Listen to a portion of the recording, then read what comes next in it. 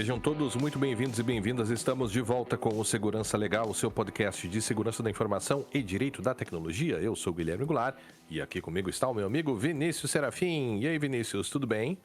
E aí, Guilherme, tudo bem? Olá, os nossos ouvintes. Há quanto tempo, né? Foram férias longas. Umas fériasinhas, né? Eu tirei uns dias aí em janeiro, fevereiro. Depois eu fui acometido ainda por uma faringoamidalite, uma faringite e uma amidalite ao mesmo tempo, então estou me recuperando. Não dá pra falar. O que importa é que não dá pra falar, é o resultado. Não dava para falar, né? E estamos voltando agora, depois praticamente de um mês sem gravar. Sempre lembrando que para nós é fundamental a participação de todos por meio de perguntas, críticas e sugestões de tema. Então você nos encontra pelo e-mail, lá no podcast@segurançalegal.com, mas também no YouTube, Mastodon, Blue Sky e Instagram, né? Basta fazer a sua pesquisinha lá que você vai nos encontrar. E também, muito importante, com a nossa campanha de financiamento coletivo no Apoia-se, apoia.se/segurança legal. É a sua oportunidade de contribuir para uma iniciativa livre, aí, desimpedida de produção de conteúdo.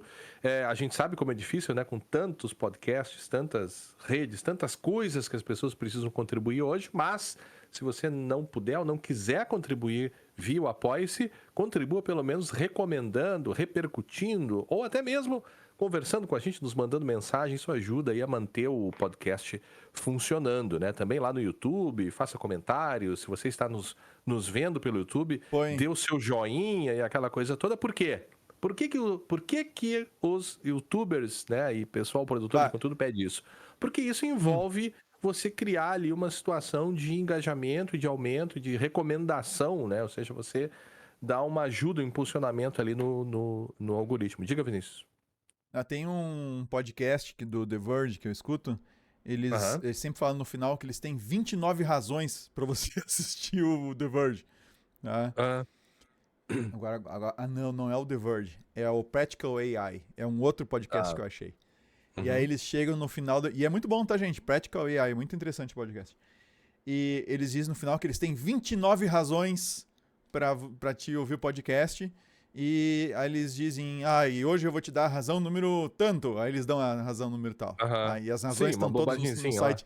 Não, mas tá tudo no site deles, as 29 razões. Nós podíamos conseguir umas 30, talvez, pra botar no coisa. E uma outra dica, baixa todos os episódios, põe num pendrive e dá de presente pra aquele seu amigo da TI. Boa. Põe no pendrive, ó. Tá aqui o pendrive de presente com os episódios do Segurança Legal. Mais de 300 episódios. Naqueles MP3 players pequenininhos, lembra de antigamente? Sim, eu tive um daqueles. Eu tenho um daqueles. Mini. Será que não foi tu que pegou o meu? Eu perdi o meu. Um branco. Não, o meu era Paraguai, mas tu tinha um Apple, né? Não. Eu tinha um Apple Nano. Acho que era Nano. O que era o nome daquilo? Nano iPod? Era o iPod. E o legal é o iPod Nano, isso aí. E o legal é o seguinte, a única interface que ele tinha... Não era o Nano. Não? O que era? O Nano era com telinha. Não, nem tela o meu tinha. O Nano era com uma telinha colorida. Não, o meu nem tela tinha. E o legal é que tu fazia toda a carga de MP3 nele, tu fazia pelo o próprio cabo de... O conector do J2 lá, o P2 que ele tinha, já servia, ele servia para sinalização de dados também. Então, onde tu ligava o fone de ouvido, tu ligava também um conector para depois fazer o upload dos MP3 e tal. Mas, o iPod Shuffle, Vinícius, o nome. Shuffle, cara, era esse aí. Esse aí. Aí eu perdi, eu emprestei pra Rafa, uma época, na época em que ela era minha namorada ainda, e ela perdeu o meu iPod Shuffle. Mas como a gente tava namorando, a gente não dá bola que perdeu o nosso iPod Shuffle, né? Não tem problema. 2 GB só de armazenamento, tá? Mas era suficiente, tinha um monte de música lá. Não vai caber os 385 episódios. Vambora. Vamos lá. Estamos já, né, viajando aqui. Uma coisa que eu acho que vale mencionar, Vinícius, e depois a gente vai retomar isso com a questão do DeepSeek, né, é que tudo isso que a gente vai comentar agora... Claro, primeiro essas questões técnicas... Guilherme, antes um detalhe. A gente gravou, antes das nossas férias, nós gravamos um episódio sobre a questão da meta, né? E o posicionamento da meta com relação ao conteúdo, né? A moderação de conteúdo. A gente gravou como parte 1. e dissemos que nós voltaríamos ao assunto. Nós vamos voltar ao assunto, mas assim, aconteceu tanto mais coisa nesse período que a gente não imaginava que pudesse ou que fosse acontecer, que meio que a gente foi atropelado pelo negócio, tá? Então, a gente vai voltar àquele tema, mas obviamente não vai ficar limitado mais às questões específicas da meta. Mas voltaremos àquele tema. Vai ser uma vai meta. Ser um meta episódio, né? Sobre o que aconteceu com a meta e o que aconteceu depois. Então, aguardem, tá? Então, se você tava assim, mas cadê a parte 2? Né? Calma que foi isso que aconteceu. Guilherme, vai lá. Agora sim. Mas isso que você falou tá relacionado com o que eu tava dizendo, né? Que é justamente em um mês, pouco mais de um mês e alguns dias, né?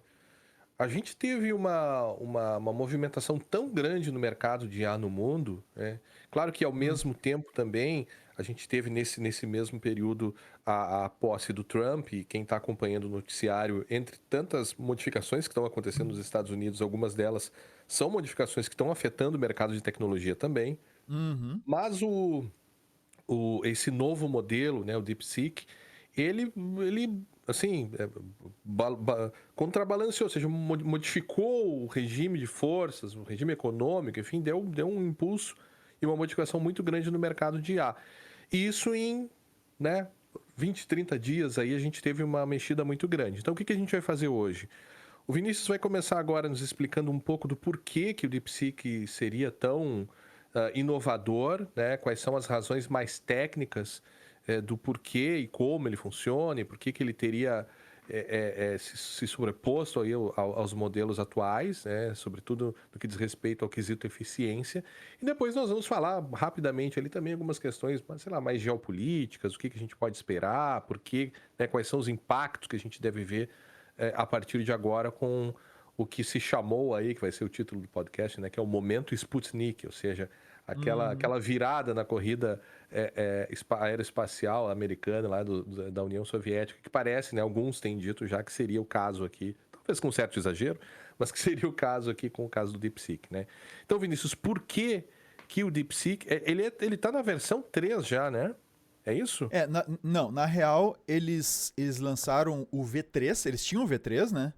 E depois saiu o R1. O que causou a confusão toda, né? O frenesi todo foi o R1, e não o V3, que eles já tinham outros modelos.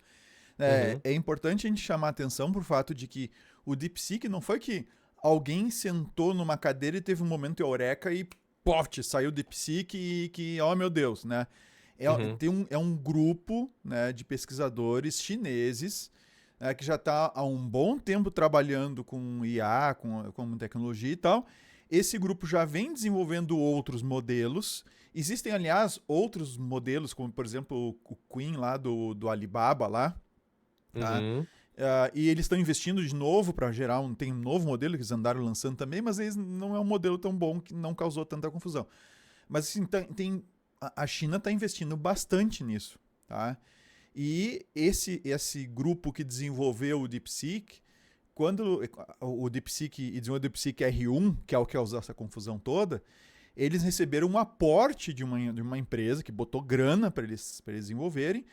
E uma coisa muito interessante, a gente sabe muito bem, porque quem acompanha o noticiário ou lê um pouco do que acontece no mundo, sabe muito bem que na China essas coisas não passam muito desapercebidas pelo governo chinês. Ou seja, existe uma proximidade muito grande do governo chinês com a questão estratégica do que as empresas estão fazendo, que estão deixando de fazer e tal. E eles botaram grana. Então, teve um fundo de investimento que botou grana nesse projeto de tal forma que eles não obrigaram, ou seja, eles não limitaram o desenvolvimento do R1 no sentido de ter que ser um produto comercializável. Comercializável ele é, mas não é exclusivamente comercial. Inclusive, ele é todo open source. Tá? Todo até por ali. Depois a gente discute até que ponto que ele é open source. Mas isso talvez foi o que causou maior confusão. Tá? Mas a gente chega depois disso. Né? Então, esse grupo já estava desenvolvendo e tal. E a China, há algum tempo, nós vamos entrar nesse assunto depois também, ela teve um embargo pelo governo Biden, tá? que limitou a venda de processadores da NVIDIA, as GPUs da NVIDIA, para a China. Isso, inclusive, quando o Biden fez, reduziu, ou seja, deu uma quedinha nas ações da NVIDIA na época que o Biden botou esse embargo. Tá? Porque o mercado chinês é um mercado que não é desprezível, né? Claro. E como todo mundo quer investir em IA, naturalmente teria que comprar processadores da NVIDIA. Com o embargo do Biden, a NVIDIA tinha, eu não lembro se ela já tinha ou ela ajustou. Ela lançou os H800, tá? E já tinha, acho que os H20. Calma. Mas enfim. Peraí. Não, só assim, para quem está nos ouvindo agora, e acredito que tenha pessoas que não sabem o que é H800, não sabem o que é H20. Tá, beleza. O H100 é a Ferrari, vamos dizer assim, da NVIDIA para inteligência artificial, tá? É o processador em inteligência artificial, são os H100, certo? São os mais potentes. Esses processadores é que o Biden não deixou mais a NVIDIA vender para a China. Lembrando que a NVIDIA é uma empresa norte-americana, né? Então a NVIDIA não pode mais vender H100, já não pode há um bom tempo para a China. Então, se não me engano, foi em 2022 nisso. Então esse pessoal do DeepSeek, eles tiveram que, primeiro, lidar com isso. Então, suspeita-se que eles tinham acesso a um certo número de H100, não se sabe quantos, tá? Mas eles certamente tinham acesso e usaram os H800, que apesar do número ser mais alto, eles são piores que os H100. Eles são propositalmente, né, reduzidos, tiveram sua capacidade de comunicação reduzida, tá? Para poder se encaixar nos limites do embargo. Então, os H800 podiam ser vendidos, os H20 também. Então, eles tiveram que usar, vamos dizer assim, o pessoal do DeepSeek teve que usar GPUs de segunda linha, em vez de usar o H100. A informação que eu tenho aqui é que os H100 foram proibidos de serem exportados para a China em setembro de 2022 e os próprios H800 também entraram nesse embargo em outubro de 2024. Em outubro. Tá, isso aí. Do ano passado. Isso aí. Isso. Então, assim, mas no início eram os H100. A NVIDIA lançou os H800, e aí tinha os H20, que já acho que tinha de mais tempo. E aí, resultado, os pesquisadores chineses tiveram que lidar com uma certa limitação em termos de capacidade de processamento, tá? Certo. Isso é muito, assim, tem muita especulação, tá, Guilherme? Porque eu ouço bastante podcast gringos sobre inteligência artificial, sobre as questões do DeepSeek e outras situações mais, e eu vi em vários deles o pessoal falando que lá na China, a equipe do DeepSeek teria tido acesso, ou tinham acesso a uma certa algumas dezenas de milhares de H100. Que teriam comprado antes, ou que teriam contrabandeado, lá sei eu, tá? Furou o embargo. Alguma coisa eles fizeram, teriam tido acesso também a esses processadores. Mas enfim, o fato foi que eles tiveram que dar um jeito de otimizar o treinamento do modelo para não precisar de tanto recurso quanto foi utilizado para treinar, por exemplo, o GPT-4 da OpenAI. Tá? Que é o grande desafio, né? A grana que precisa para treinar esses grandes modelos, né? Isso. E aí a gente chega agora nas estratégias que eles utilizaram, tá? E eu não vou entrar em muitos detalhes técnicos para não fazer ninguém dormir ou ter um treco, tá? Então, primeira coisa que chama muita atenção é a tal da mistura de especialistas. Então, imaginemos, né, um cérebro humano, né, com uma miríade de neurônios, certo? O nosso cérebro, ele é especializado. A gente até conversava sobre isso antes. Então, quando eu estou enxergando, estou vendo algo, ou quando estou ouvindo algo, as partes do meu cérebro que são ativadas, e até mesmo para o tipo de atividade que a gente faz, também muda. Também muda a parte do cérebro ativada, são diferentes e são partes especializadas. Então, eu não ativo o meu cérebro todo para ouvir uma música. Então, tem certas partes do cérebro que são ativadas. O cérebro todo, né? Não, tu não ativa, eu uso. Tá, não, tudo bem, não vou entrar nisso. 10%, mas tudo bem. Não, cara, isso aí pode pesquisar, eu já ouvi falar que isso é mentira, isso é balela, tá? Isso é balela. Tá, mas a gente não vai falar sobre isso. Mas o fato é que Os modelos de IA tradicionais, digamos assim, que vinham fazendo até então, eles acionavam o cérebro todo, ou seja, um modelo, né, que é o cérebro virtual, digamos assim, acionava o modelo todo para analisar qualquer problema. E para te acionar um modelo todo, a gente está falando um modelo aí de 600, 500, 600 bilhões de parâmetros, tá? Isso demanda recurso, certo? Então, o que eles fizeram foi essa mistura de especialistas, que nada mais é do que a especialização. Tu tem um modelo todo, tu tem um modelo grande, com bilhões, centenas de bilhões de parâmetros, mas tu aciona só certas partes desse modelo para resolver certos tipos de problema. E o resultado disso é que tu não precisa um poder computacional tão grande para botar esse negócio a funcionar. Só tem uma coisa, né, Vinícius? Fale. A gente tá falando aí de treinamento e do funcionamento do modelo já em... Tá, já... eu não cheguei... Não cheguei no treinamento ainda.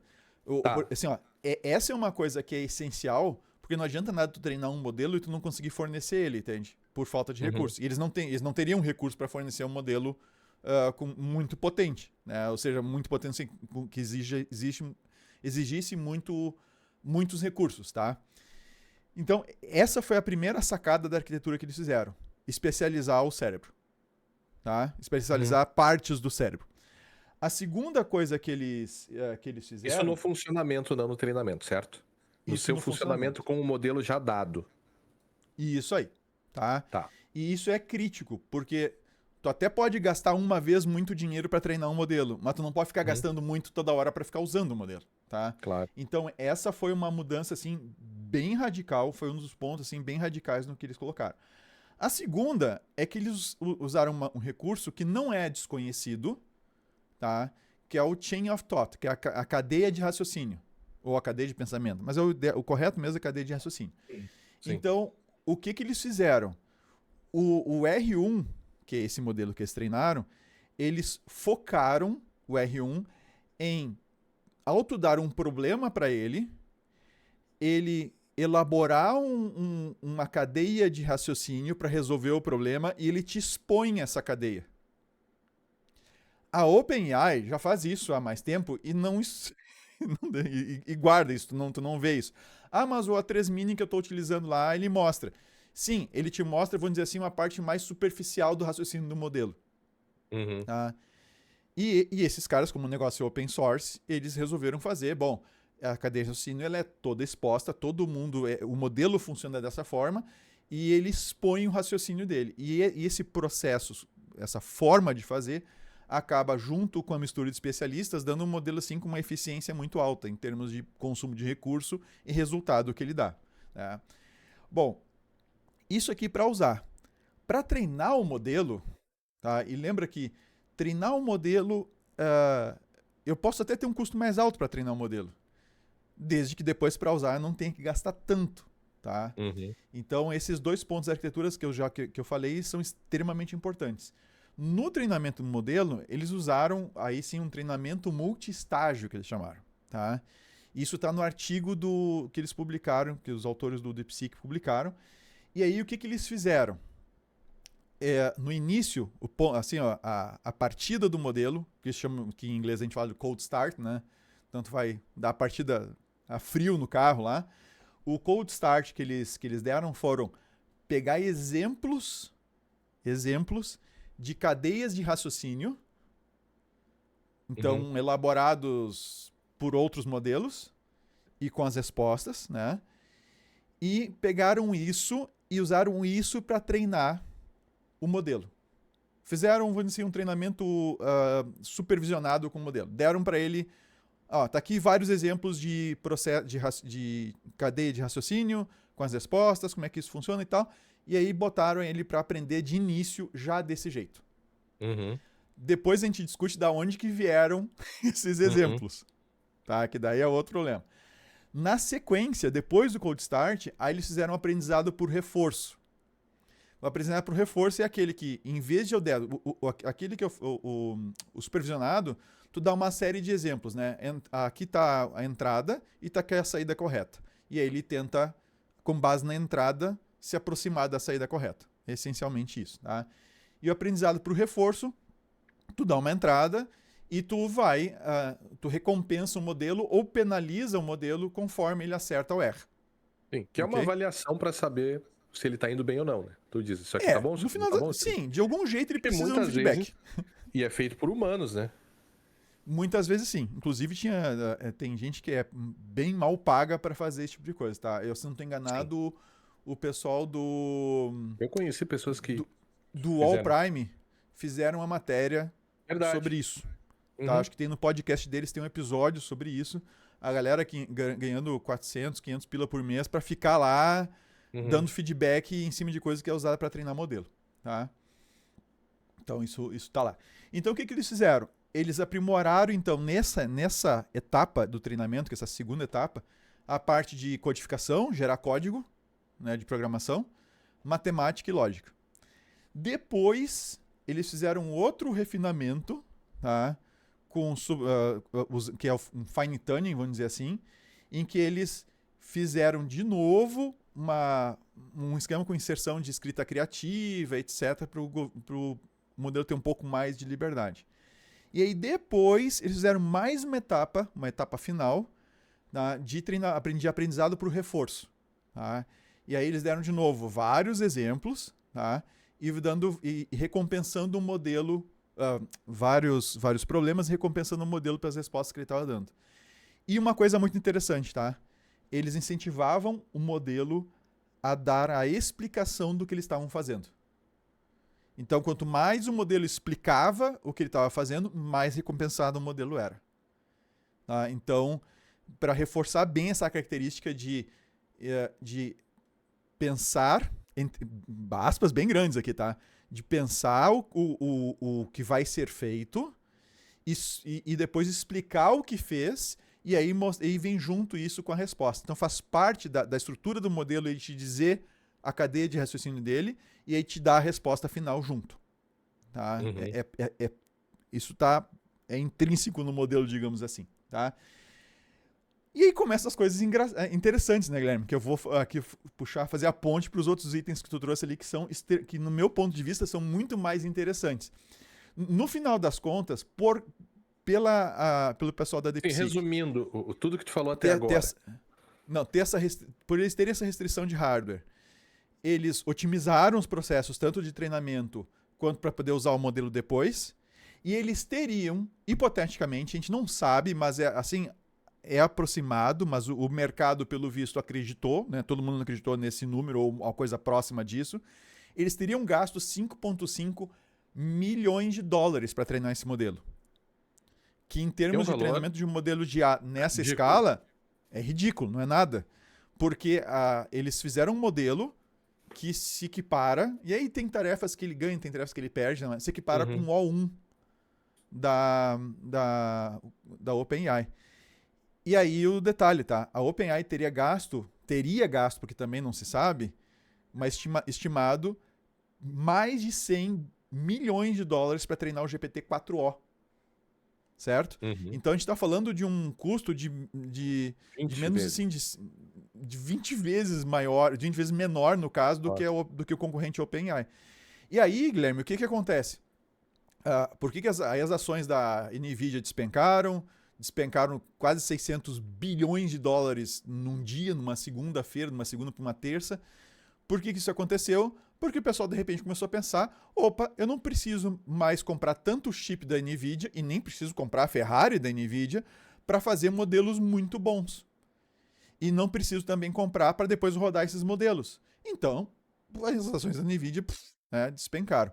Isso foi o que via acontecer. E é isso. Aí, Guilherme, agora sim o ponto.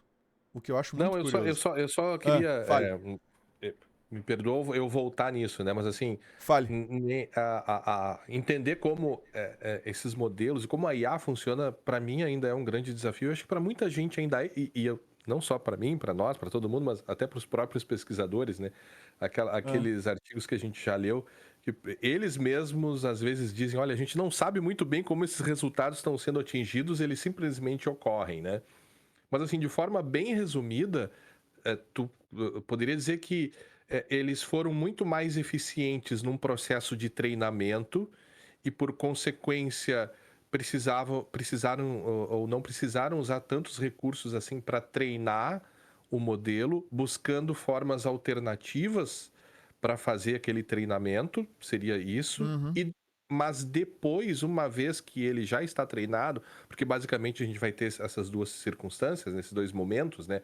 Eu treino uhum. o modelo, ele está pronto, treinado, uma rede neural lá treinada, e aí eu vou submeter coisas para aquele modelo e ele vai me dar os outputs e tudo mais, né? Sim. Então, nesse segundo momento, eles também teriam sido, por fazer aquele processo de ativar somente certas áreas do modelo e não O modelo todo todo. o modelo, todo o tempo, eles também teriam sido mais eficientes por causa disso. Então, eles foram eficientes em dois momentos diferentes, é isso?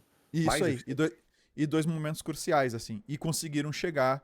E fizeram tudo isso, né, com hardware que não é o top. Galera, teve gente que chegou pra mim, tá? Coisas. Ah, que os chineses fizeram isso com chip de videogame velho. Pelo amor de Deus, tá?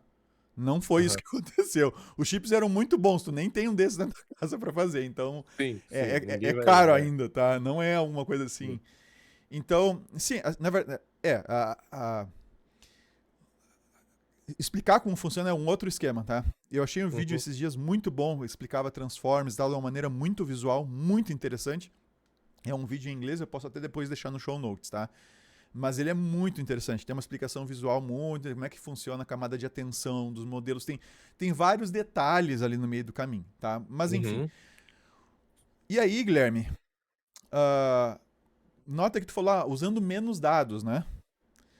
Para treinar. Menos recursos, eu falei. Menos recursos, mas menos dados também, menos. Assim, se tu tiver que treinar com um volume de informação muito grande, tu vai usar mais recursos também. Tá? Uhum. Eles É. usaram também menos dados para treinar esse modelo. Só que tem um detalhe aí. Tá? Primeiro, lembrando que a questão do valor é bastante discutível. Tá? O Dario Amodei, ele foi citado numa matéria do MIT, que vai estar no show notes, tá? Num artigo do MIT. Ele disse, o Dario Amodei disse, o pessoal lá do DeepSeek deve ter mais ou menos $1 bilhão em H100. Tá? Eles devem ter lá uns H100 da NVIDIA. Mas como é que vai No... saber isso, né? Mas aí que tá, cara. Assim, aí é aquela coisa, eles querem dizer que o modelo não foi tão barato assim, saca? Ah, tá. Sim. Mas vocês vão ver especulação de tudo quanto é jeito nesse sentido. Mas o valor que todo mundo parece concordar é na casa dos $5,5 milhões que custou a brincadeira. Tá? É por aí. Para Mas, de novo, chegar num num nível de resultado de 100 especialidade no milhões. resultado. De mais 100 de 100 milhões. milhões. Mais de 100 milhões, porque tu tem o que Mas, chegou até os 100 milhões, né? Todo o conhecimento que sim, foi sendo adquirido sim. até chegar ao 1. E aí, cara, a questão é. Vocês lembram que eu falei no início ali do Cold Start, que eles usaram vários exemplos de raciocínio, de cadeia de pensamento, ou cadeia de raciocínio, para treinar o modelo, para iniciar o modelo? Isso teve que vir de algum lugar, tá? Então, pouco tempo depois do lançamento do R1, a OpenAI e a Microsoft, tá, denunciaram que eles anunciaram que estavam fazendo uma investigação e denunciaram que a DeepSeek teria usado os modelos deles para fazer destilação. O que é destilação? Uhum. Tu pega um modelo pronto, tu dá problemas para ele resolver, tu pede que ele te dá o retorno e tu pega a entrada e o retorno e tu usa para treinar um outro modelo que tu tá treinando. Tá? Uhum. Então, que o DeepSeek, eles teriam utilizado o DeepSeek, a destilação, para treinar o DeepSeek a partir dos modelos da OpenAI. E eles ficaram brabos com isso. Porque não pode, que violou os termos de serviço. E o que eu acho uma ironia fantástica, né?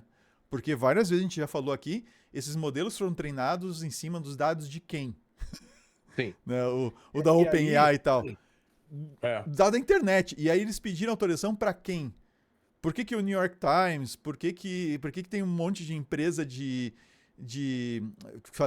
produz livros, mas o pessoal processando a OpenAI, por exemplo?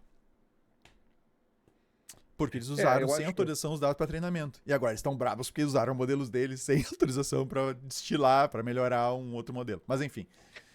Isso é uma acusação, tá? No artigo do oficial do DeepSeek não tá lá.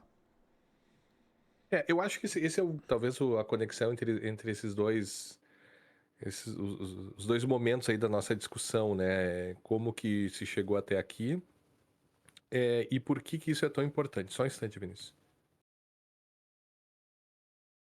Não, o Guilherme teve que tossir, galera. Tive que tossir Quem não aqui, tá Vinícius. vendo aí, o Guilherme teve que tossir.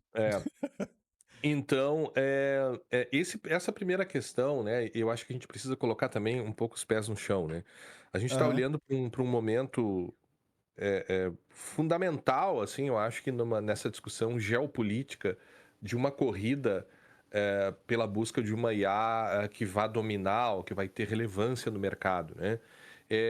Essa tua fala, né? Essa tua fala aqui sobre a questão do Sam Altman ter acusado e como isso foi uma grande ironia, né? E de fato foi uma grande ironia. Esse mercado ele é muito irônico, né? Porque a gente está vendo, isso não é uma especulação, não é uma hipótese, não, a gente sabe, todo mundo sabe, o próprio Zuckerberg, né, vazaram aí dados, falas dele, dizendo que ele autorizou o uso de material protegido por direitos autorais para treinar os seus modelos, o Llama, né? O seu modelo lá, não sei se era bem o Llama, mas enfim, treinar a inteligência Não, artificial. os Era o Llama, Llama. mas tudo bem, não importa qual tenha sido.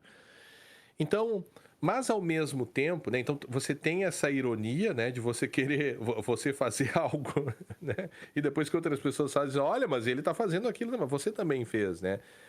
Mas também isso não significa e nem tornaria o próprio DeepSeek livre de outros tipos de manipulações, de outros tipos de problemas, de outros tipos de violações, melhor dizendo, no seu processo de treinamento.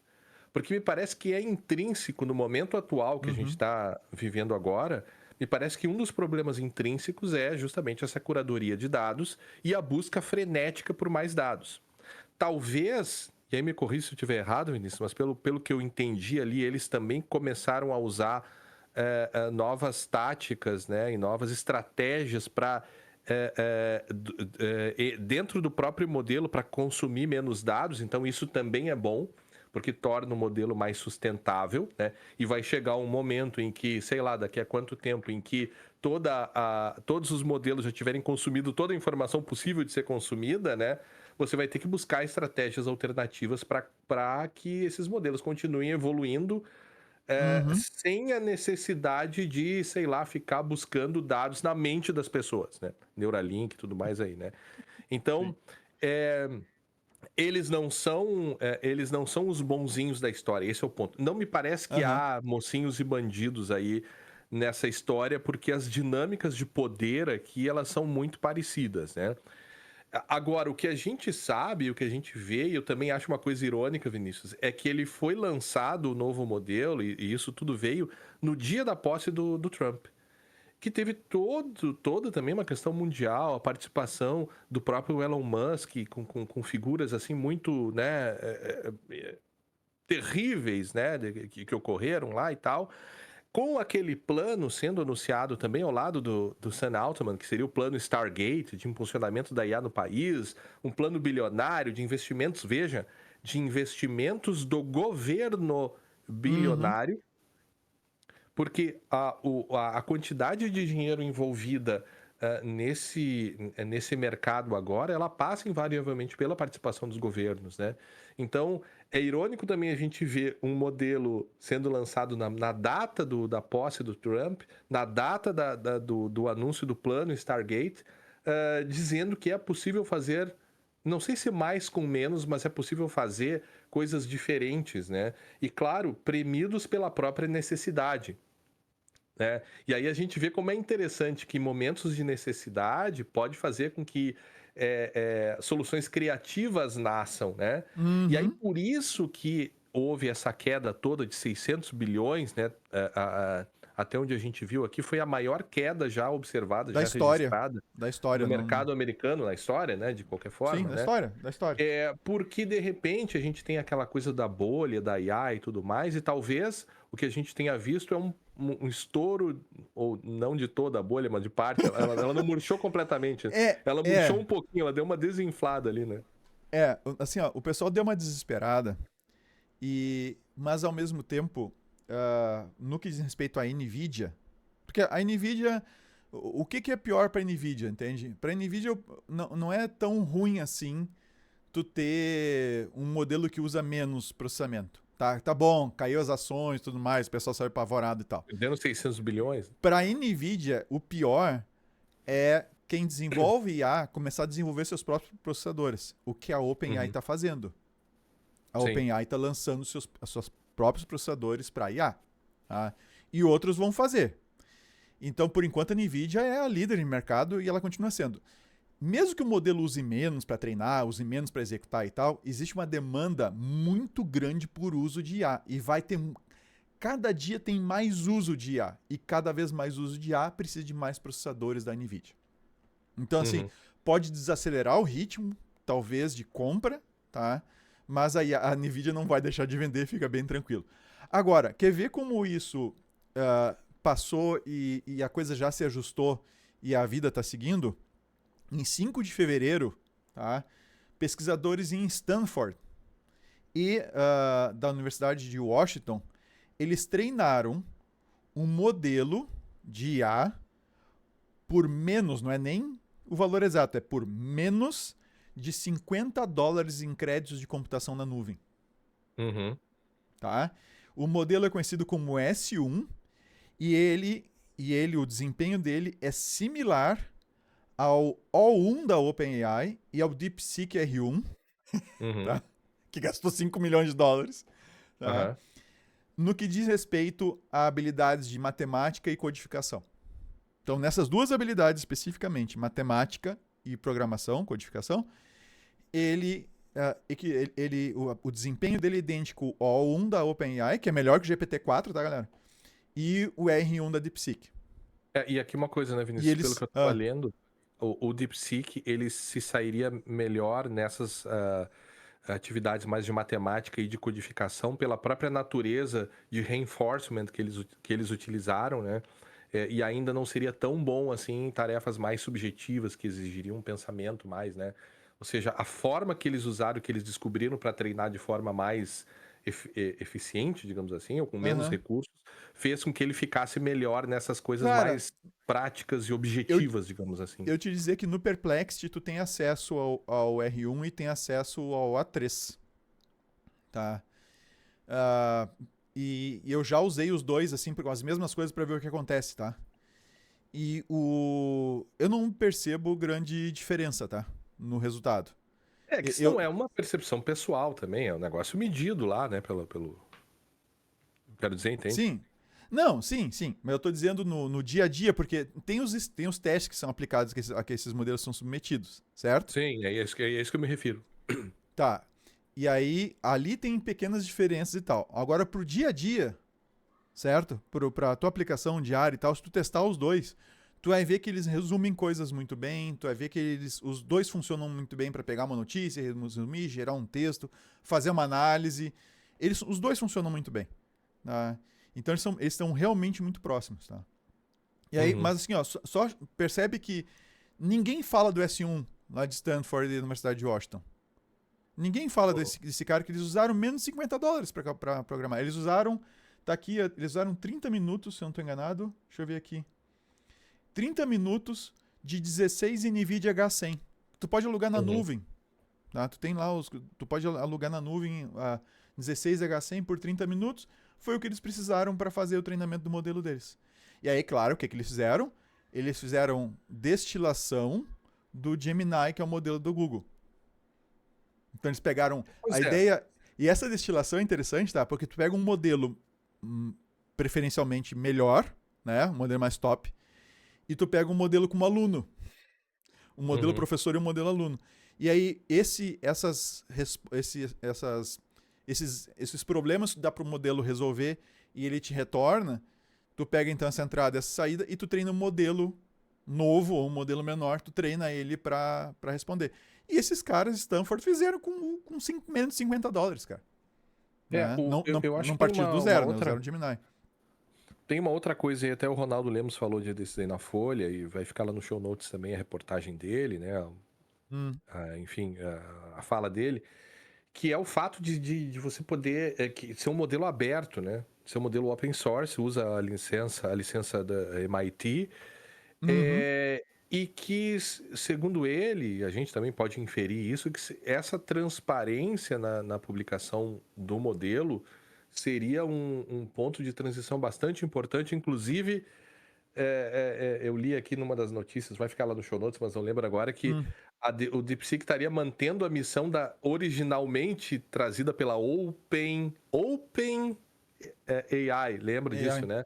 Que Sim. era uma empresa que nasce com uma missão de Sem produzir fins inteligência lucrativos e artificial para a tal. humanidade, sem fins lucrativos, depois ela vira, não, esquece tudo isso que eu falei, agora a gente não é mais open, né? Fica open no nome, mas o fato então, desse modelo vir como com código aberto, ou seja, outras pessoas podendo utilizá-lo, inclusive, assim como outros modelos, o próprio Llama também aberto, que a gente conseguiria utilizar, o Ronaldo Lemos diz assim, isso poderia até impulsionar a corrida de inteligência artificial no Brasil, diante de um modelo tão poderoso sendo disponível aberto, o Brasil, com seus institutos, com seu plano agora de IA, poderia também utilizar isso, e ele usa o exemplo, o Ronaldo Lemos, eu digo, né? O Brasil até poderia criar um buscador tão bom quanto o Perplexity somente com esse uso, né? Somente com esse modelo do DeepSeek, né? Tá, Talvez até eu acho que com um certo exagero, né? Mas assim, eu acredito, e é a pergunta, né? Que o fato disso ter sido lançado como open source é de fato algo muito importante nessa corrida, né? mas é open até por ali também, tá? Porque é o seguinte, tu tens o open no sentido é que tu sabe os pesos, né? Na verdade, vamos simplificar. O cérebro, quando ele é treinado, tá? Depois que ele é treinado, tu tens uma série de Um cérebro números que humano? tem. Não, o cérebro o modelo Ah, da tá, IA, tá? tá. Então, o cérebro da IA, o modelo, Uhum, depois que ele é feito esse processo de treinamento, e daí, bom, terminei o treinamento. Então, imagina que esse estado desse modelo, ele é representado por uma série de números, certo? uhum.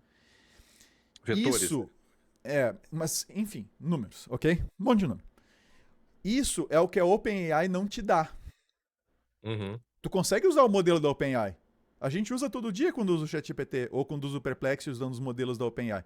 Tu consegue usar, mas tu pede para eles estão executando o modelo lá, eles pegam o que tu pediu, pegam a resposta e te dão a resposta. Mas tu não tem uhum, acesso ao modelo, tu não consegue ver, né, esses parâmetros do modelo lá dentro. Isso é fechado, isso não é open, né? Isso é fechado. O que o pessoal do R1 fez, do DeepSeek fez, tá aqui o modelo para vocês, quem quiser copiar um modelo. Então tu pode pegar um uhum. modelo e rodar ele, se tu tiver máquina suficiente. E eles pegaram o Llama da Meta e Meta. pegaram o Queen lá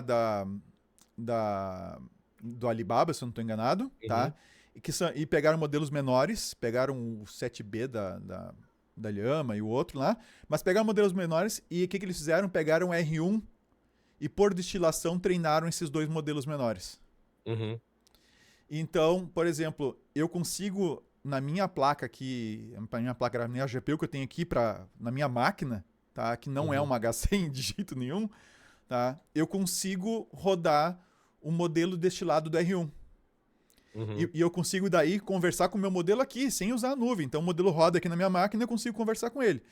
uhum. E da mesma forma, quem tem equipamento suficiente para isso, né? Quem tem alguns H100 aí, pode pegar o modelo completo do R1, se quiser, do DeepSeek Qual é o R1, tamanho? e rodar. Cara, eu não sei agora de cabeça o tamanho dele, tá? Mas é na casa das centenas de bilhões de parâmetros também, tá? Ele para ser Uhum. equivalente ao 1 lá mini. Então, para te rodar um negócio desses, tu vai precisar de recurso. Tu vai precisar de H100 ou H800. Tu vai precisar de recurso. Tu vai conseguir rodar uma placa que nem a minha aqui. E a minha placa é boa, tá? Minha placa é uma placa boa. Não, Mas não mas roda. peraí. O que eu tô dizendo de maneira muito mais E a... ampla é importante ou não isso tá Não, aberto? calma. Não, mas daí é o seguinte. O fato de ter um modelo, tu não quer dizer que tu sabe com base no que ele foi treinado exatamente. Uhum. E isso é muito importante, porque o modelo ele acaba cristalizando uma série de conceitos e tudo Claro, claro. mais que vem Vieses. das, que vem das fontes de treinamento.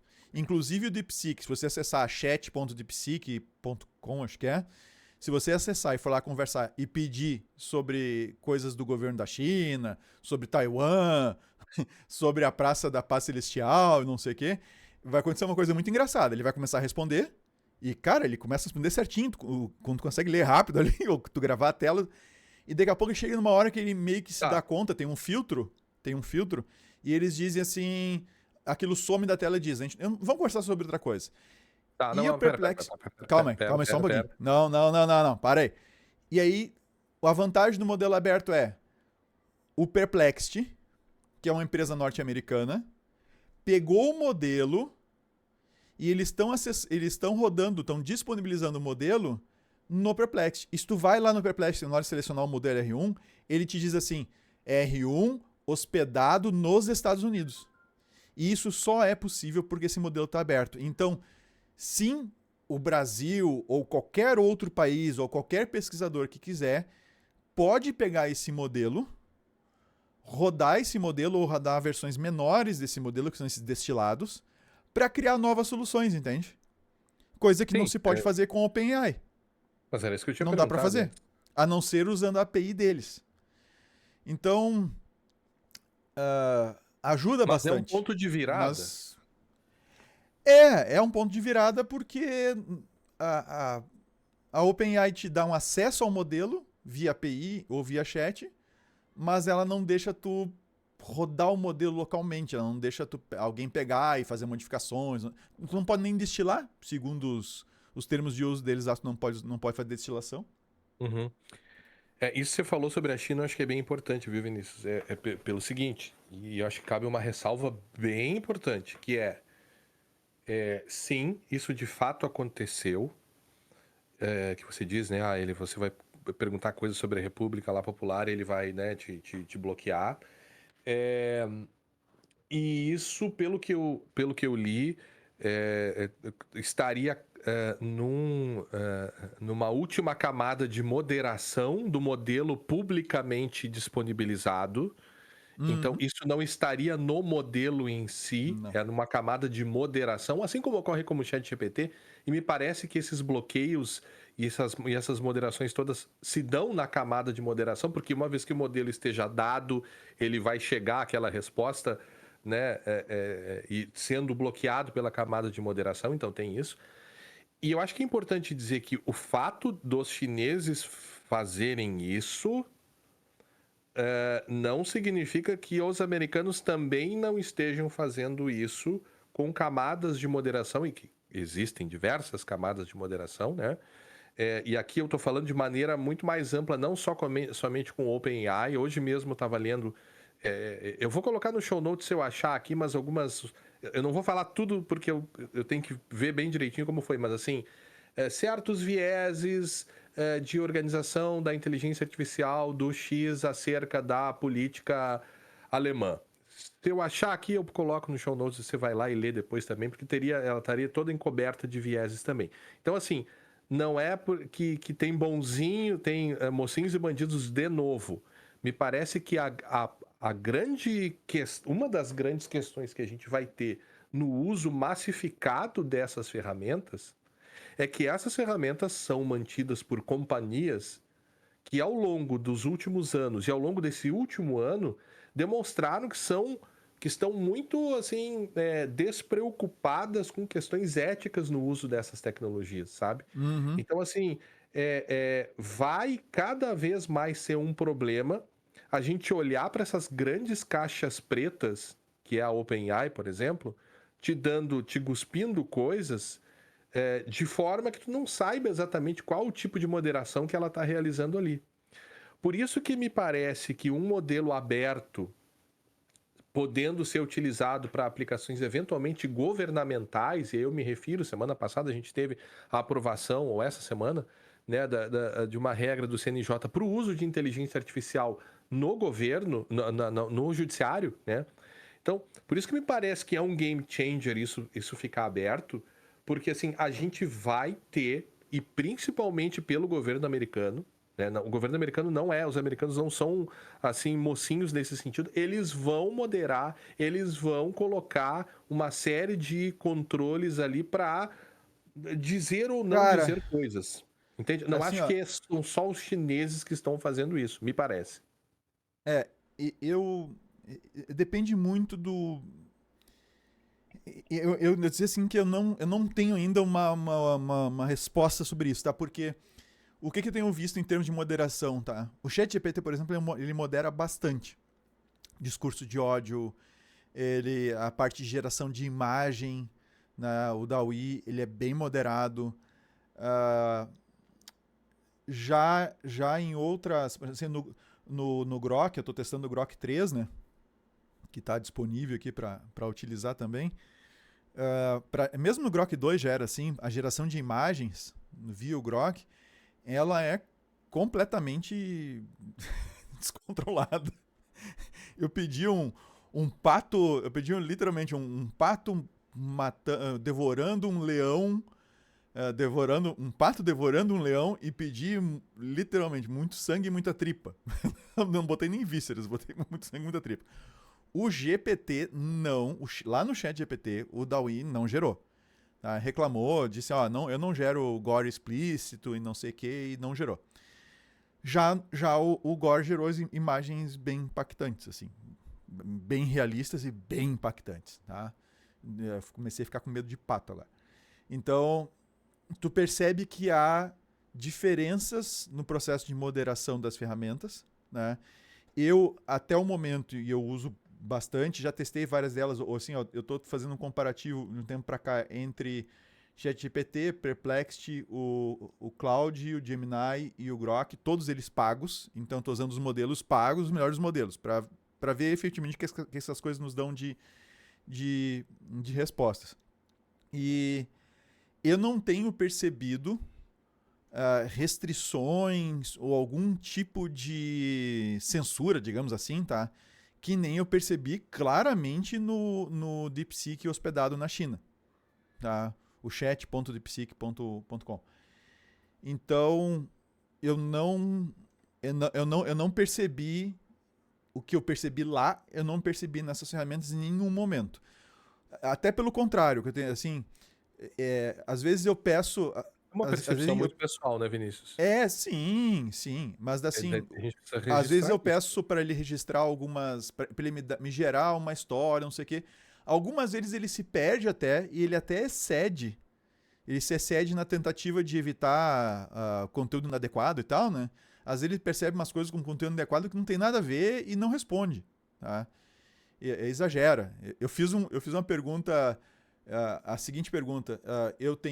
Quando eu tinha 6 anos, minha irmã tinha metade da minha idade.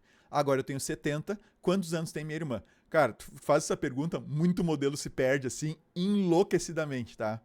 E Uhum. tinha agora não lembro qual das ferramentas, faz uma semana que tava mexendo nisso, eu perguntava isso e dizia assim: não posso tratar sobre menores de idade e não sei o Uhum, quê. Do que, uhum. cara, nada a ver, cara. Tô dando um problema matemático, né? Mas o ponto eu acho que ele é mais meta, Vinícius, e mais do que uma percepção nossa pessoal sobre, ele bloqueia isso ou não aquilo. Eu acho Aham. que em termos governamentais e em termos de comprometimento, eu diria, de social dessas empresas, elas não estão tão comprometidas eticamente assim em fazer modelos que sejam bons para a sociedade. Elas Mas estão daí, meu comprometidas amigo, em aí tu fazerem precisa. modelos, só para concluir, elas estão, me Hum, parece, comprometidas a fazerem modelos que atendam os seus interesses particulares e econômicos, e é o que nós temos visto, sobretudo nesse último mês, nesses últimos três meses, entende? Eu não acho assim, eu acho injusto dizer, Vinícius, os chineses né. estão fazendo e os americanos não vão fazer. Eu sei que você não disse isso, mas assim, Uhum. eu acho que eles estão bem equivalentes no que diz respeito a interesses existentes de realizar bloqueios e moderações que não vão ser boas para a gente, entende? Tanto os chineses quanto os americanos, e me parece que em níveis bastante similares de interesses para fazer isso, sabe? Assim, ó. É que a minha preocupação se dá quando a gente tem quando se coloca assim, o DeepSeek R1 é open source, Uhum. então a gente vai aplicar em coisas do governo e não sei o quê. Tá? Como se soubesse os vieses que estão lá dentro. Tá? Certo. Então, na real mesmo, teria que fazer que nem a França. Semana passada, o Macron lá anunciou um projeto de desenvolvimento de IA na França de algumas centenas de bilhões de dólares. De algumas centenas, não, de uma centena e pouco. Cento e poucos bilhões de dólares, acho que foi. Tá? Então, assim, no Brasil, se a gente quer falar sério de usar a IA no governo e ter uma certa segurança, uma certa independência e tudo mais, nós teríamos que ter os nossos data centers, né? Teria que ter os nossos data centers, infraestrutura controlada por nós, para treinar os nossos modelos. Concordo. E aí, com as fontes e tal, controladas por nós, ou supervisionadas por nós, etc. Aí o governo brasileiro estaria realmente tendo controle do processo todo. Porque o DeepSeek R1, o que é aberto é Pesos. os pesos, o modelo treinado. Exatamente como isso foi feito, as informações utilizadas, etc. Isso até onde eu sei, não se tem. Mas se a gente for pegar o DeepSeek e os modelos da OpenAI, o DeepSeek é muito mais aberto para eventuais investigações sobre vieses do que qualquer modelo fechado da OpenAI, né? Mais ou menos. Porque, tu não poderia. Sim, mais aberto, tu poderia analisar diretamente os pesos, vamos dizer assim. Claro, Poderia fazer alguma claro. coisa desse gênero, algum tipo de análise.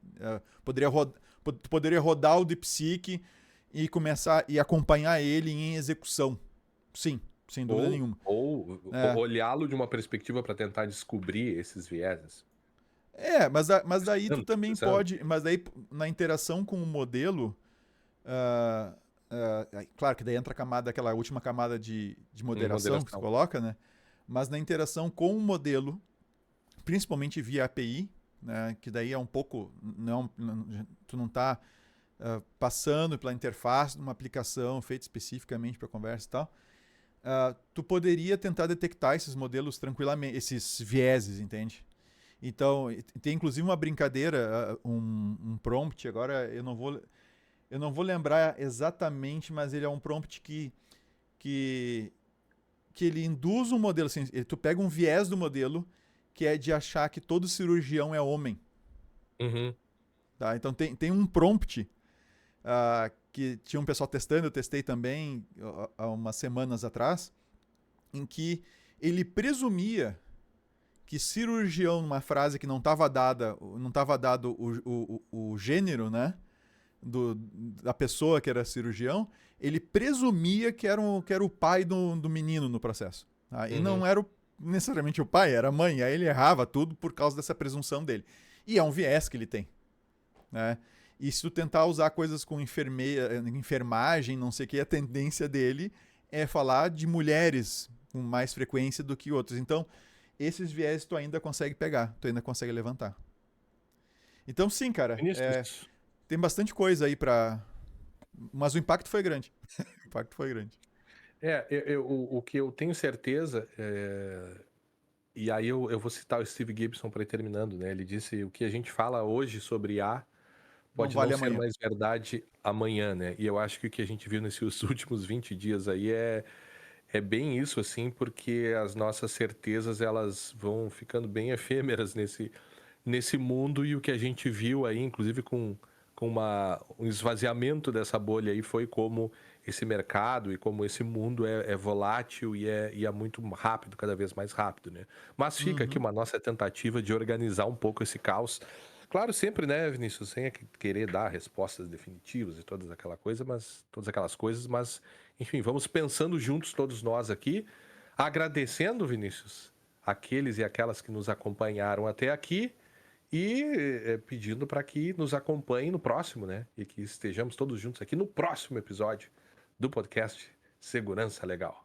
Até a próxima. Até a próxima.